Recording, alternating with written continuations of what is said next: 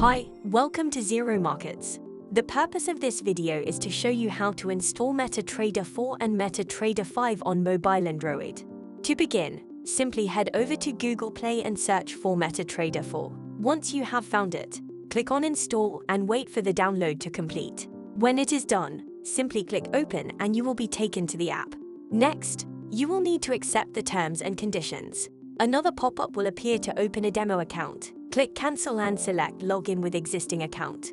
Now, to find Zero Markets server, type Zero Markets into the Find Broker search box. You will be presented with two of our servers, the Demo server and Live server. Choose the one that you need and input your login details. Log in and you are good to go. Same step with Metatrader 5. Just open the Google Play and search for Metatrader 5. Click on Install and wait for the download to complete. When it is done, simply click Open and you will be taken to the app. Once again, you will need to accept the terms and conditions. The same pop-up will appear to open a demo account. Click Cancel and select Login with existing account.